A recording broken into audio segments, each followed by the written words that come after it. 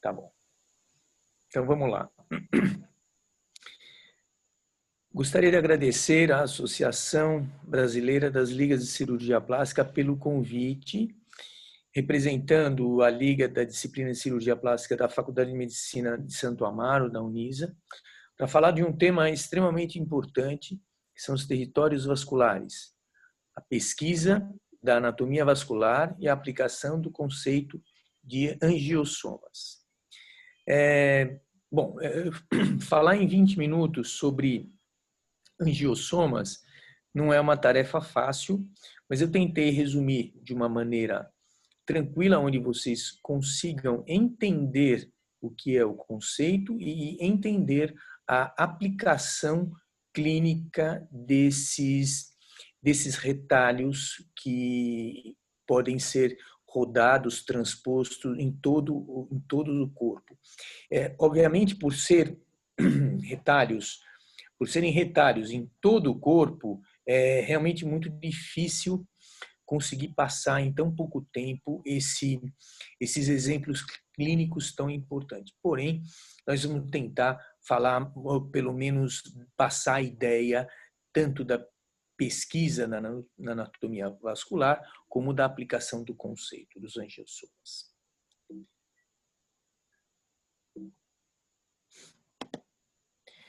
Para que a gente fale sobre os retalhos de pele, é muito importante saber o que esse conceito, o que esse termo representa. Na verdade, os retalhos de pele representam, traduzem o que é a cirurgia plástica reconstrutora.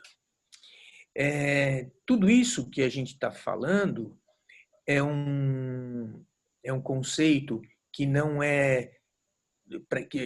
o retalho de pele não é um assunto que é de hoje, né? Não começou hoje, ele começou há muito tempo, realmente há muito tempo, e o retalho ele merece uma atenção muito grande, visto a importância que ele tem nas diversas reconstruções. Em 600 a.C., o Sushruta, na Índia, utilizou o retalho de bochecha, que depois foi modificado para o retalho frontal, né? Isso na medicina indiana, e foi considerado o primeiro retalho axial local, chamado retalho indiano. Ele era rodado ainda é rodado para a rotação, para a reconstrução nasal. Em 30 depois de Cristo, Aulus Cornelius Celsus, na Grécia, propôs a reconstrução de lábio com um retalho em avanço. 400 depois de Cristo, Oribásios de Alexandria, também na Grécia, propôs a utilização para a reconstrução de defeitos de orelha, nariz, lábios e fronte. Paulus de Ageneta, no Egito, em 600 depois de Cristo, escreveu o livro A Epítome da Medicina, que incluiu a reconstrução de orelha e de lábios mutilados. No Renascimento, todo esse estudo continuou. Tagliacozzi propôs a utilização de um retalho randomizado, ou seja, um retalho onde não se tem uma artéria no eixo maior do retalho, esse retalho do braço, ele era rodado para reconstruir o nariz. Leonardo da Vinci e Andreas Vesalius propuseram estudos anatômicos descritos em um livro, De Humani Corporis Fabrica, o primeiro livro com um conteúdo significante de dissecções anatômicas. Já no século XIX, Carpi, em 1764 para 1846, reintroduziu o retalho indiano e renovou o interesse das cirurgias dos retalhos na Europa e nos Estados Unidos para reconstruir os ferimentos ocasionados pela guerra. Manchot, em 1889,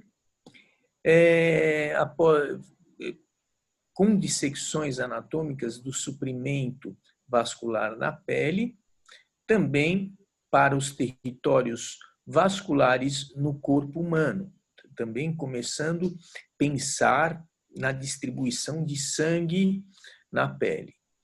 Spalding Rhodes, em 1893, fez vários estudos anatômicos visando a distribuição das perfurantes anatômicas, perfurantes que vinham ou diretamente para a pele, ou atravessavam um músculo, ou vinham a partir de um septo intermuscular. Salmon, em 1930, estudou em cadáveres com técnica radiográfica, o que, obviamente, esclareceu muita coisa que Spalding Rhodes tinha visto, tinha descoberto.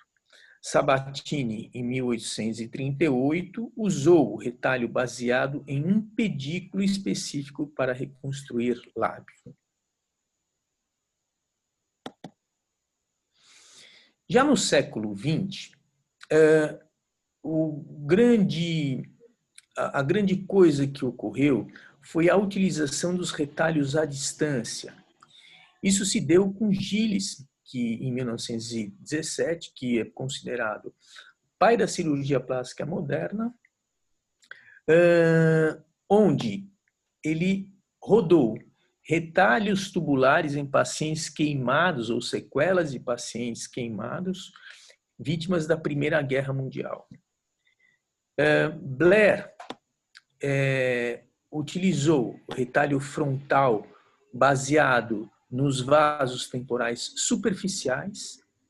Shaw e Payne, em 1946, com retalho inguinal baseado nos vasos epigástricos superficiais para a mão. E McGregor e Jackson, em 1972, com o mesmo retalho, porém com um conceito de segundo estágio. Owens, em 1955, com estudo de retalhos musculocutâneos, efetuou esses retalhos, a rotação desses retalhos para os defeitos de cabeça e de pescoço.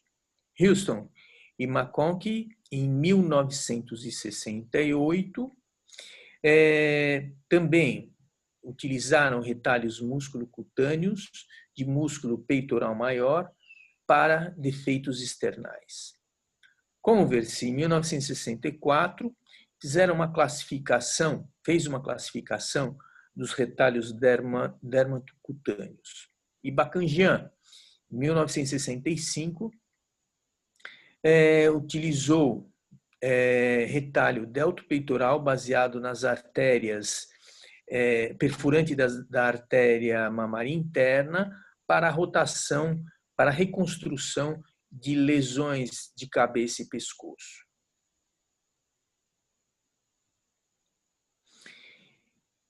E de 1970 até hoje, né, então assim, como a gente estava falando, os retalhos musculares, eles foram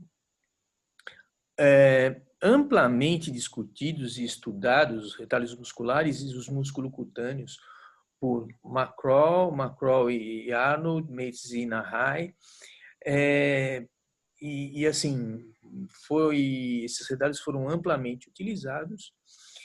E logo depois veio o conceito de retalho fasciocutâneo, que tinha uma grande vantagem em relação aos retalhos musculares ou musculocutâneos, porque eram retalhos com menor volume, não tinha uma atrofia que ocorria na atrofia muscular, daqueles retalhos musculares que eram rodados, e não tinha prejuízo funcional da área doadora, coisa que os retalhos musculares, quando você utilizava ele para algum determinado para uma determinada área receptora, você tirava a funcionalidade desse músculo. Aí, logo depois, agora, veio o conceito dos retalhos de perfurantes, que é a mais sofisticada modalidade dos retalhos. Então, do mesmo jeito que os retalhos fasciocutâneos, porém com menos volume ainda, ele é um retalho fino, onde você leva só e exclusivamente a pele, né? A partir daquelas perfurantes musculocutâneas que são isoladas, tá? E que essas são o pedículo do retalho. Então, assim, como eu falei anteriormente, aqui você tem uma artéria principal e aqui você pode ter uma perfurante que nutre diretamente a pele, uma perfurante que vem nutrir o músculo, uma perfurante que vem e passa pelo septo intermuscular, nutrindo a pele, e uma perfurante que vem, nutre o músculo e passa para a pele. Então, antigamente se levava todo esse conjunto para se garantir a nutrição do retalho, né? A nutrição da pele, ou para que isso não tivesse uma lesão da nutrição, problema na nutrição. Então, hoje, o que se faz com o conceito do retalho de perfurante é a dissecção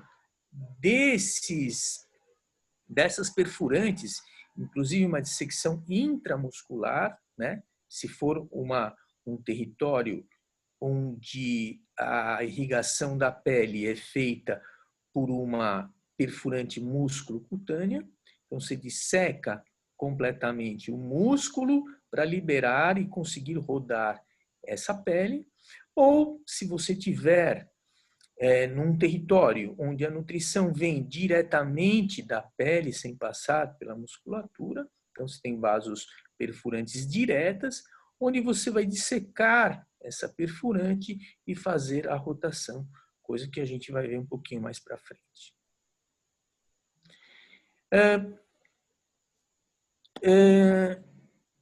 A partir... Deixa eu pôr aqui isso. Tá bom aqui. Então, a partir de 1987, com Ian Taylor e Palmer, eles criaram um conceito, que é o conceito de angiossoma ou de território vascular. Então, o que é esse conceito?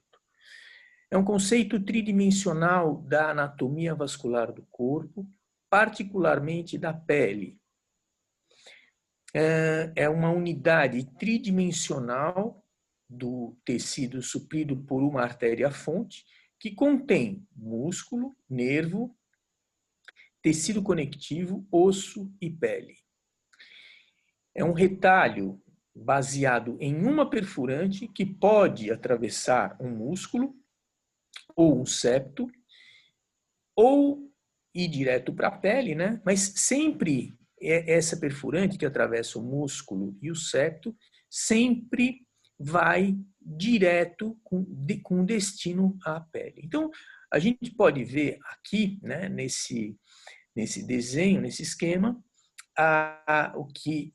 onde está dividido em territórios e está marcado, esses territórios são territórios que cada um deles tem uma perfurante responsável pela nutrição desse território. Dessa forma, né? Então, você vê uma visão frontal, lateral, posterior aqui. Então, você vê que existem várias perfurantes e várias regiões onde você pode rodar um retalho com muita segurança, baseado nesse estudo que o Taylor e o Palmer fizeram em 1987. Depois a gente vai ver essa aplicação clínica mais para frente. Então, assim, para a gente entender um pouco, né, de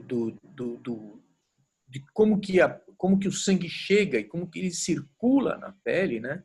Então, o sangue chega por perfurantes que vão sendo destinadas a uma rede capilar, arterial, que depois começa a haver as trocas gasosas e vai existindo o retorno, né, do leito capilar, né, de arterial para venoso. Novamente, aquele mesmo esquema, onde a gente vê que os ramos cutâneos diretos e os ramos septocutâneos, então, os cutâneos diretos e os septocutâneos, eles perfazem 40% da totalidade das perfurantes existentes no corpo. Ao passo que as perfurantes musculocutâneas perfazem 60% de toda a irrigação da pele do corpo. Então, muitas vezes a gente, como eu falei anteriormente também, a gente vai ter que dissecar um músculo, né, para poder rodar esse retalho. E quando a gente está falando em dissecção, esse tipo de dissecção, é uma dissecção muito minuciosa a partir da utilização de microscópio ou de lupas bastante potentes para que você possa visualizar e, eventualmente, dissecar essa perfurante sem lesá-la, né? Sem lesá-la. E aqui também são, como eu mostrei anteriormente, territórios vasculares do corpo que correspondem às artérias que geram as perfurantes musculocutâneas ou septocutâneas. Então, quando você tem esse mapa aqui do corpo humano, então você sabe que aqui você tem uma determinada artéria que vai gerar uma perfurante, que vai irrigar esse território. Então, você localizando essa perfurante, você pode transpor esse retalho, o retalho desta região, ou desta, ou de qualquer outra região, com muito mais segurança, com uma amplidão, né, um arco de rotação muito interessante, que a gente vai ver posteriormente também. Então, a gente precisa, para ter um planejamento cirúrgico interessante, a gente precisa do quê? De ter a localização da perfurante que a gente quer. Então, vamos imaginar que eu vou fazer uma reconstrução mamária, né? Então, eu faço uma tomografia com detectores, onde eu vou detectar, ou posso fazer um Doppler também, onde eu vou detectar a localização dessa perfurante naquele território estudado por Ian Taylor, né? Para eu poder rodar transpor, né? Ou fazer eventualmente uma transposição microcirúrgica desse retalho, né, com muita segurança. Então, assim, como eu estou falando, como levar o retalho da área doadora para a área receptora? Então, você pode fazer esse Propler, que é uma rotação em hélice proposta por Hallock, onde você tem a perfurante e o defeito. Então, aqui, imagina que aqui é um dos territórios que a gente estava falando. Então, eu vou rodar, eu tenho a perfurante aqui, eu vou rodar esse retalho sendo a perfurante o eixo de rotação do retalho. Então, eu vou tirar da área doadora para a área receptora, como se fosse a pá de uma hélice. Aí eu fecho o defeito e consigo fechar a área doadora. Essa rotação, esse conceito, né, de hélice, é muito utilizado para esses retalhos de perfurante, muito utilizados. Mas a gente pode usar também o retalho de perfurante como uma rotação ou como uma transposição.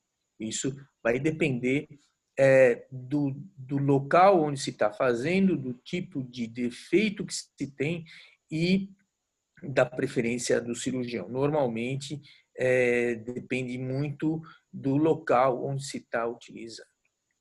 E também você pode transpor esses retalhos a partir da microcirurgia. O que é microcirurgia? Quando você, técnica uma técnica microcirúrgica, aquela onde você usa microscópio ou lupas, né, para poder visualizar a tua perfurante ou para fazer a transposição. Então, aqui eu fiz queria explicar alguma coisa para vocês. Como eu não consegui, assim, acho que é interessante vocês verem um filme de uma rotação de um retalho de perfurante. Então, eu pus aqui uns exemplos, que são 3 exemplos ou 4 exemplos, onde eu peguei no YouTube, justamente de propósito, para vocês poderem ter acesso a esses vídeos, que são muito interessantes, tá? Aqui eu só mostro algumas fotos desses vídeos, mas que já dá para a gente ter uma noção muito boa de como é legal, de como é importante a gente ter essa proposta terapêutica dos retalhos. Então, aqui, a gente tem a perfurante da artéria fibular, né? Então, ela já está marcada e está localizada com Doppler. Então, aqui tem o defeito, foi isolada a perfurante, foi feita a rotação do retalho e aqui o aspecto quase pronto, não está pronto, mas quase pronto do retalho para cobrir o defeito. Então, aqui existe uma tunelização e o retalho foi para cobrir esse defeito aqui, baseado na perfurante da artéria fibular. Aqui, uma outra aplicação. Então, se a gente for ver, esse também é um que eu mostrei para vocês, é um vídeo do YouTube. Então, a gente consegue ver aqui a tibial posterior, né? Então, um defeito grande nessa região.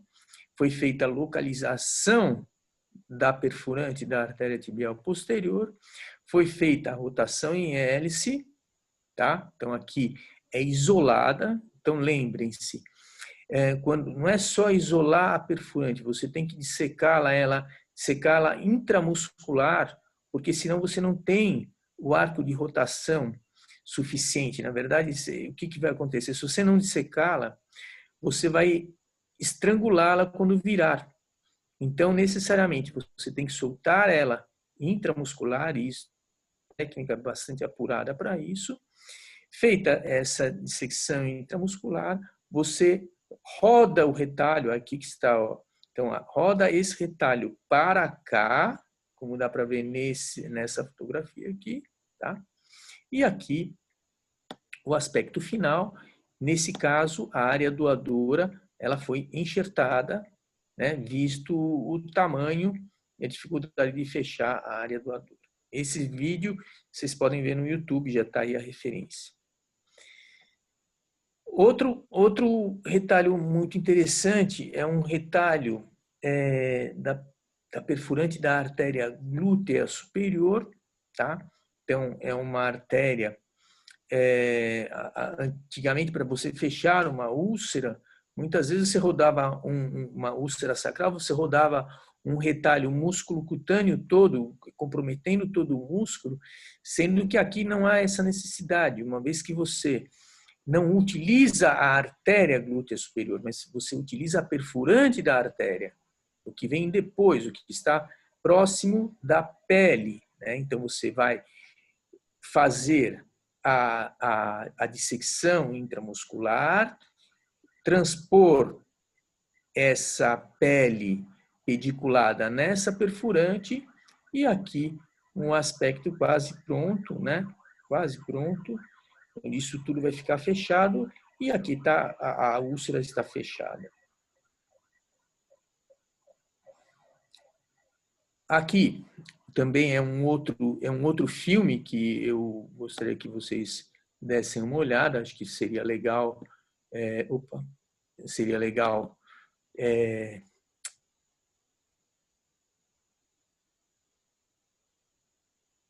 Seria legal vocês conseguir ver isso aí, que é bastante didático.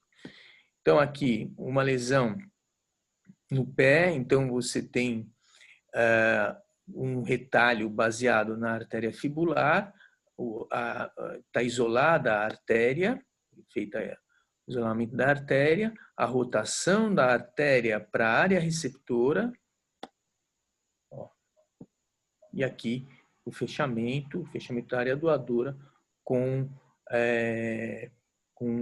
enxertia de pele.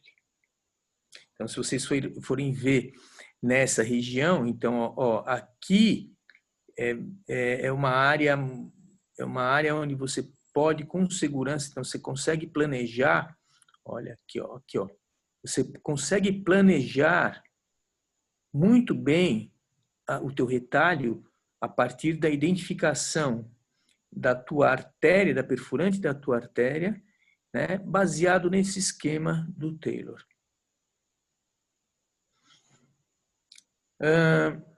Aqui, outra perfurante a partir da artéria glútea superior, então, como eu mostrei anteriormente, aqui um pouco mais claro, tá? Então, novamente, aqui você tem a área doadora da região que irriga, na verdade, aonde o território, aonde a artéria glútea superior e a perfurante irrigam esse segmento de pele.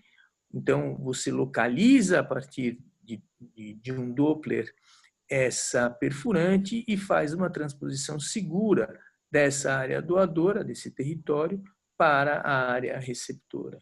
Então, você roda o retalho, solta, aqui dá para ver, solta, isola, né, a perfurante, aqui dá para ver, ó, isolando a perfurante, tá? Solta ela de dentro do músculo e roda ela da área doadora para a área receptora. E aqui o fechamento. Esse planejamento aqui é bem interessante, onde você vê a localização da perfurante, né? Quanto que você vai rodar para essa região aqui.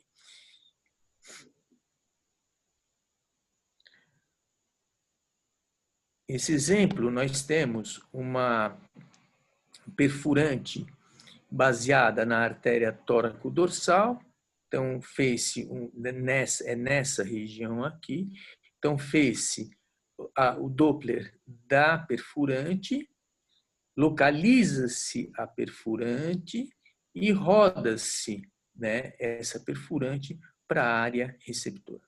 Aqui nesse exemplo dá para ver muito bem o que seria a rotação de um retalho clássico, né, onde você tem uma mobilidade menor, uma mobilidade, às vezes até uma quantidade de cicatrizes maior para fechar isso aqui, ou seja, um conceito que pode ser modificado a partir da perfurante, né? Se você isolar essa perfurante, aqui consegue ver o afastador soltando a perfurante, né, intramuscular, e a colocação, a rotação do retalho para a área receptora.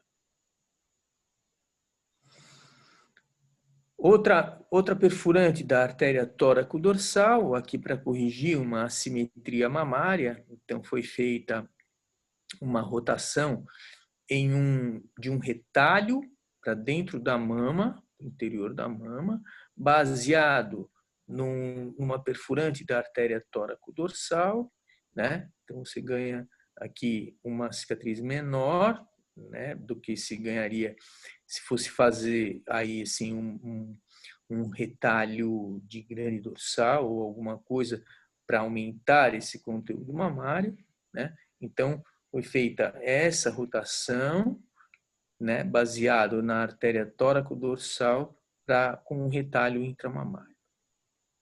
Você vê, tudo isso aqui, ó, é desta região aqui, ó, desta região aqui. Então, a gente consegue, ó, de tudo isso aqui, a gente consegue rodar isso com muita segurança, respeitando esse território que é irrigado pela artéria tóraco-dorsal e, posteriormente, pela perfurante da artéria tóraco-dorsal. Aqui, baseado na perfurante da artéria lombar e da artéria intercostal. Então, de novo, você vai rodar isso aqui em hélice. Então, você localiza. Então, aqui tem um grande tumor no dorso do paciente. Então, você localiza essa perfurante com um Doppler ou uma tomografia. Vê o território, esse território aqui, você se certifica que nesse território você tem uma artéria, a perfurante, que é, no caso, da artéria lombar e da artéria intercostal, que existe, que está nutrindo essa região e que você vai rodar esse retalho em hélice, tá? Daqui para cá, e fechamento primário da área doadora. Outro exemplo da mesma perfurante da artéria lombar, da perfurante da artéria lombar e da intercostal. Aqui dá para ver, também está fechando em hélice, né? Tá rodando em hélice, ó. Então fecha-se primário, área doadora, e o retalho está aqui. Não vou entrar em detalhes sobre o desenho e o local o planejamento que se deve fazer entre a área doadora e a área receptora para vocês, né? Mas existe aqui um respeito à distância, né, existente da área doadora, da rotação da área do retalho, né, para a área receptora, tá? Tudo isso também para alcançar ter o arco de rotação suficiente para fechar completamente a área receptora, tá? E também não ter que esticar esse pedículo. Isso é muito importante porque você pode isquemiar o teu retalho. Nesse caso, um tumor grande, um melanoma grande no dorso nasal de uma paciente. Então, o que foi feito aqui, baseado na perfurante da artéria supratroclear. Então, foi feito novamente um retalho em hélice, novamente, né, baseado na artéria supratroclear. Então, você roda esse retalho para cá. Esse é um retalho parecido com o retalho frontal que a gente falou anteriormente na introdução da nossa aula. Aqui a gente também tem outra rotação em hélice, tá? Então, um retalho na região supraclavicular de um paciente. E aqui você tem um retalho perfurante na artéria cervical transversa. Então, aqui está localizada a perfurante da artéria cervical e aqui está o desenho do planejamento do retalho e a rotação do retalho e o fechamento primário desse retalho, da área doadora. Para mão, vários retalhos, mão e membro superior, na verdade, vários retalhos são utilizados. Nesse caso, um retalho baseado numa perfurante da artéria interóssea posterior, tá? Então, você também roda esse retalho em hélice, tá? Roda ele em hélice. Aqui, perfurante da artéria radial. Então, você tem aqui o desenho da artéria radial, o local, né? Você localiza a perfurante com um Doppler, vê onde está e faz o planejamento do seu retalho, dependendo do local onde está a sua área receptora. Então, você libera isso aqui e roda esse retalho para a região. Algumas vezes, para a região receptora. Algumas vezes você não vai conseguir fazer o fechamento primário, como nesse caso. Por quê? Porque a lesão é grande, é muito grande, e o retalho tem que ser grande. E aí você não consegue fechar primariamente esse antebraço. Então, aí você lança a mão do quê? Da enxertia de pele nessa região. Não é a melhor cobertura, mas é a cobertura possível que se tem para se fazer. É muito mais interessante você cobrir aqui com um enxerto de pele e cobrir o teu defeito, que é um defeito grande, com um tumor que existente, né? E cobrir isso aqui com um retalho. Muito bom. Gostaria de agradecer muito a possibilidade de ter transmitido isso para você. Isso é só uma introdução para vocês, isso é uma introdução muito pequena, é uma introdução muito em 20 minutos passar esse conceito é muita coisa, né? Não dá, mas assim, deu para ter uma noção da importância disso e de como isso é útil na nossa vida prática. Muito obrigado. Boa, professor. Tudo bem? Eu vi tudo.